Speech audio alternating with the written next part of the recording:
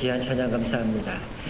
여러분, 계산적인 사람이라고 하면 여러분들은 어떤 생각이 드십니까?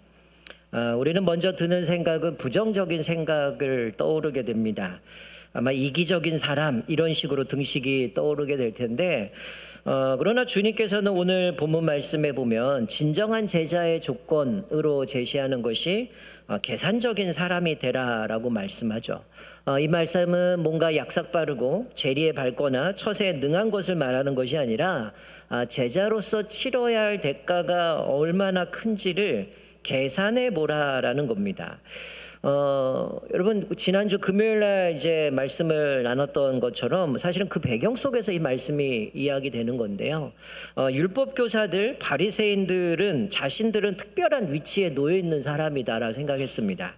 그래서 잔치를 초대받으면 당연히 나는 존경받아야 되니까 높은 자리는 자기 자리라고 생각을 하고 그 자리에 앉습니다. 근데 예수님은 오히려 높임을 받으려면 낮아져야 되고 낮은 자가 높아질 것이다 라고 말씀하면서 그들을 책망하죠. 이들은 생각에 유대인들은 따놓은 당상인 거죠. 우리는 하나님 앞에 구원받은 선택받은 백성이고 그러니 하나님의 잔치에 우리는 참여할 수 있고 나머지는 참여할 수 없다라는 거야. 그러니 늘 이들은 자기와 비슷한 사람, 자기 신분에 관심만 있는 사람들과 관계를 맺는 거죠. 왜 내가 이렇게 하면 저 사람 나한테 그대로 갚아야 되니까 그런 사람 만나는 거예요. 근데 예수님은 오히려 그런 사람이 아니라 갚을 길이 없는 사람, 가난한 사람, 몸이 불편한 사람, 젖는 자들, 맹인들을 청하라고 말씀을 하죠. 왜냐하면 이들은 갚을 길이 없기 때문에 심판의 날, 예수님 재림하는 날에, 의인의 부활의 날에 주님이 친히 갚아주시겠다라고 말씀해요. 그리고 예수님이 또 비유를 드시는 게 뭐냐면 잔치를 비유로, 하나님의 나라를 잔치로 비유하는데, 이 잔치를 하나님이 다 준비해 놓으시고 미리 준비하셔서 사람들 초청하는데 유대인들은 별로 대수롭게 생각하지 않습니다. 나는 밭을 샀으니 못 가고요. 저는 소를 10마리 샀으니 못 가고요. 나는 장가 갔으니 못 갑니다. 이런 얘기를 해요. 근데 사실은 그 핑계는 그냥 말도 안 되는 억지 변명에 불과하다는 거죠. 이들은 내가 밭을 샀는데 밭을 확인할 거고 소를 샀으니 테스트해 보겠다는 거예요. 여러분, 밭을 살 때, 소를 살 때 여러분 그거를 확인하고 삽니까? 아니면 사고 나서 확인합니까? 확인하고 사잖아요. 근데 얘네들 지금 거꾸로 얘기하는 거예요. 나 밭을 샀으니 가서 밭도 봐야 되고 소를 샀으니 테스트도 해봐야 되고 그런 얘기를 하는 거예요. 그러니 예수님의 초대에 응하지 않는 거죠. 그때 똑같이 예수님은 그런 얘기를 합니다. 그러면 차라리 종들을 보내서 가난한 자들, 몸이 불편한 사람들, 맹인들, 젖는 자들을 데려와라. 그리고 길과 산 울타리로 가서 강권하에다가 내 집을 채우라. 사람들을 강권해서 데려 채우라는 거예요. 그러니까 유대인들의 개념에 의하면 앞에 뭐 가난한 사람, 뭐 불구들, 또 어려운 사람들, 이 사람들은 버림받은 사람이라고 생각했고 자기들 아닌 유대인 아니라 이방인들이라고 생각했는데 예수님은 바로 그 천국 잔치에 바로 버림받은 사람들 그리고 이방 사람들을 강권해서 그 잔치에 채운 모습을 보게 되는 거죠. 여러분, 우리도 그 한 사람 중에 그 사람들 중에 한 사람인 거죠. 하나님의 은혜로 우리 하나님의 자녀가 됐고 얼마나 큰 축복을 누리는지 모르게 됩니다. 우리 지난주 살펴본 것처럼 너희는 먼저 그의 나라와 그의 의를 구하라. 그리하면 이 모든 것을 너희에게 더하시리라. 여러분, 어쩌면 이 유대인들은 지금 잔치에 초대를 받았지만 어쩌면 자기들의 지금 현실 속에서 자기들이 꿈꾸는 세상의 염려와 재물과 향락에 의해서 또 주님이 부르심에도 그것들을 거부해 버리고 살아가는지는 모르겠습니다. 저와 여러분의 삶에 하나님의 나라를 소망하며 사시기를 주님의 이름을 축원드립니다.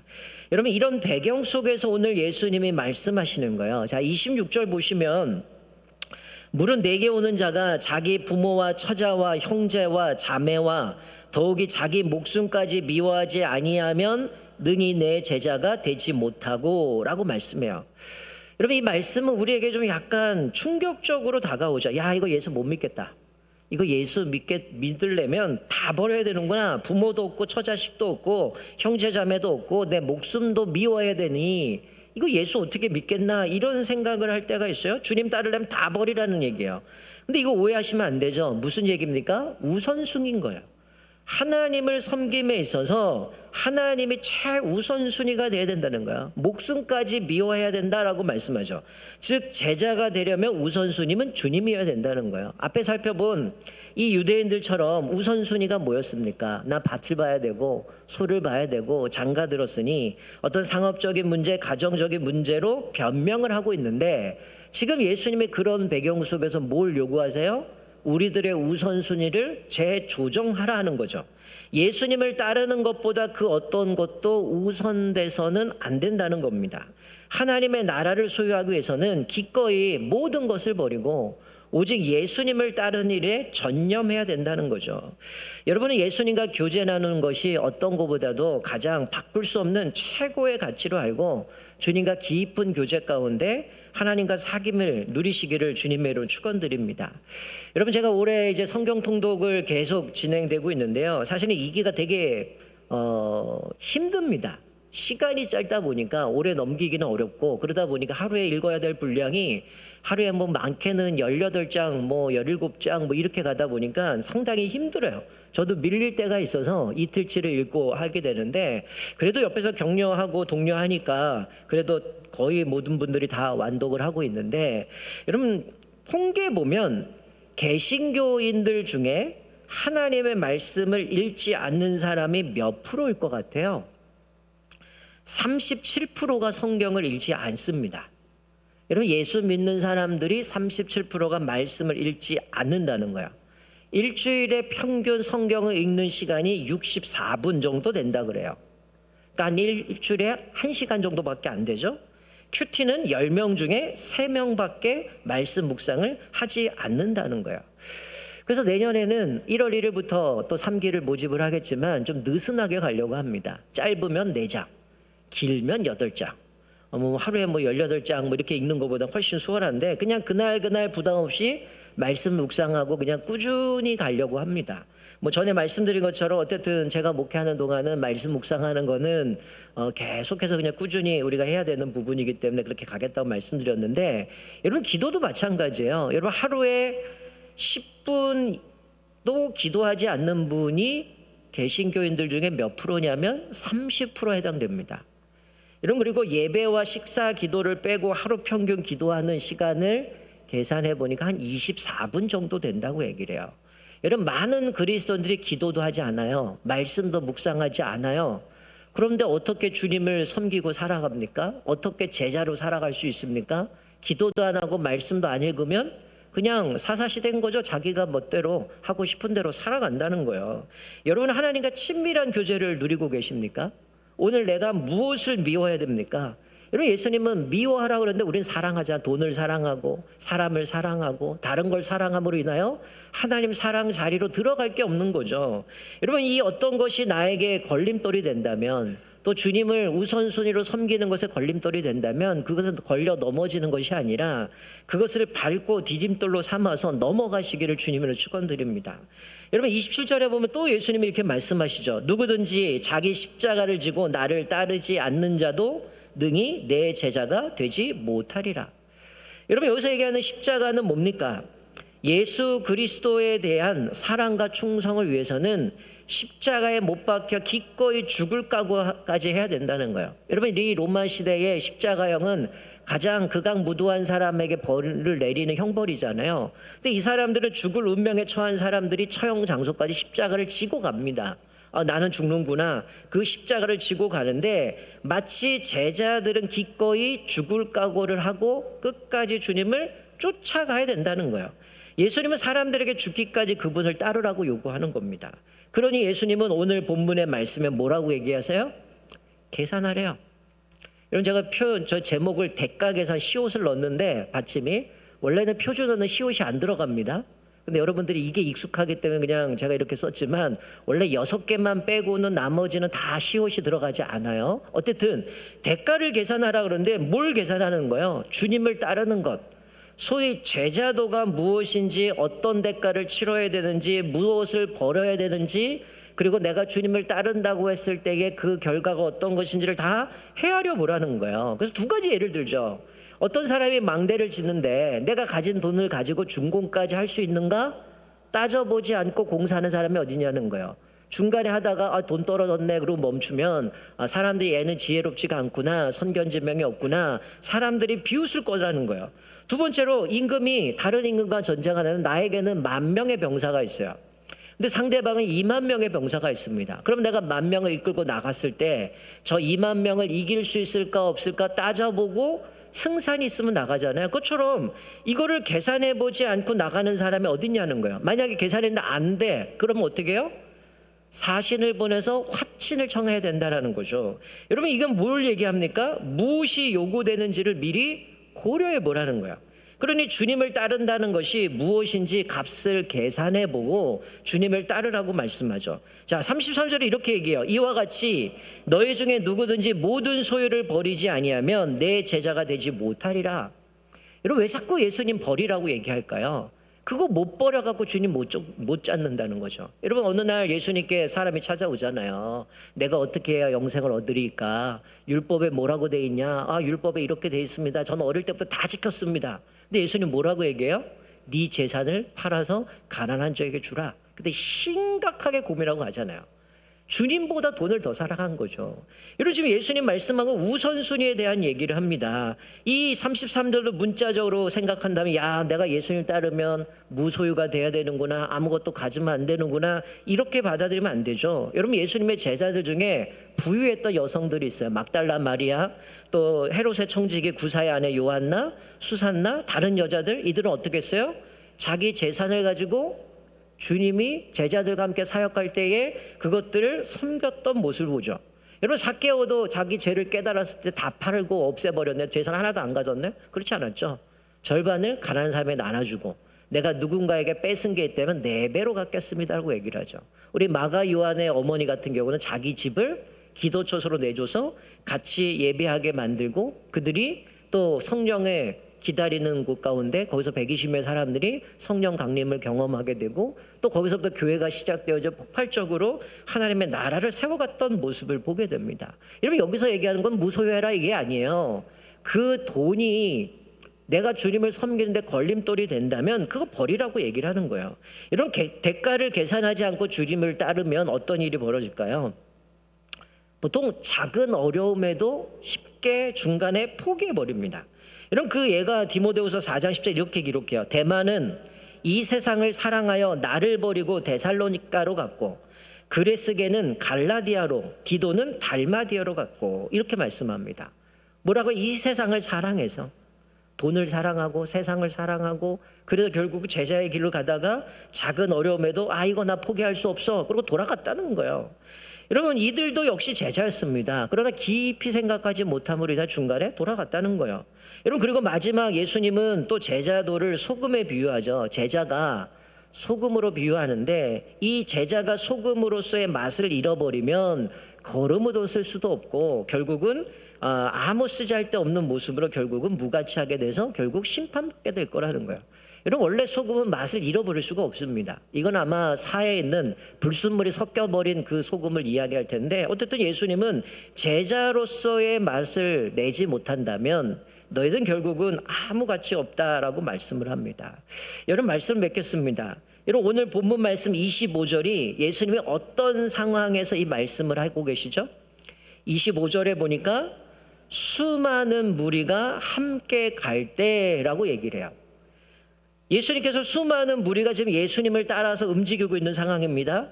지금 여기서 보여주는 게 뭐예요? 여러분들이, 저도 마찬가지고, 예수님을 따르는 무리에 속해 있다고 해서 자동적으로 예수님의 제자가 되는 것은 아니라는 겁니다. 착각하지 말라는 거예요. 여러분, 예수님의 제자는 예수님의 목숨까지 포기한 사람입니다. 예수님을 위해 소중한 걸 희생하지 않는 사람은 예수님의 제자가 아니라는 거예요. 여러분, 산을 좋아하시는 분은 아마 들어보셨을 건데, 우리 산악인들 사이에 링반대룽 현상이라는 게 있습니다. 그것을 조심하라라고 얘기를 해요.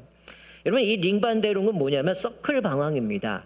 자기가 고산지대 올라가서 등반을 하는데 눈사태가 눈보라가 치거나 안개가 꼈을 때 나는 목적하는 방향으로 전진한다고 생각하고 가고 있는데 무의식적으로 어느 시점을 계속 빙빙 도는 겁니다.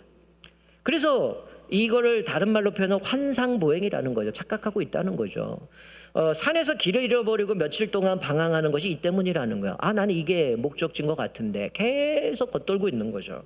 여러분, 이 현상이 뭐 산만이 아니라 뭐 바다에서 헤엄칠 때도 뭐 안개가 끼면 나는 해안으로 간다고 하는데 잠살 때도 마찬가지고 엉뚱하게 빙빙 돈다라는 거죠. 여러분, 그런데 이것이 사실은 신앙생활에도 링반대롱 현상이 나타납니다. 내가 교회를 나가고 열심히 교회를 다니기 때문에 문제 없는 것 같지만 막상 세상이라는 안개 속에서 무분별하게 또 욕심이라는 구름 속에서 헤매면서 현실이라는 눈보라 속에서 타협하면서 이 링반대롱을 경험하게 된다는 거예요. 여러분, 대표적인 게 이스라엘 백성들 아닙니까? 40년 동안 광야에서 이 링반대롱 이 현상들을 계속 연속적으로 하는 거죠. 우리말로 표현하면 이런 거겠죠. 다람쥐 쳇바퀴 돈다. 여러분, 어떤 신앙의 단계에서 머물러서 그 이상으로 나가지 못하고 성장하지 못하고 있는 상태를 어쩌면 신앙생활의 링반대롱 현상이라고 할 수 있을 것 같아요.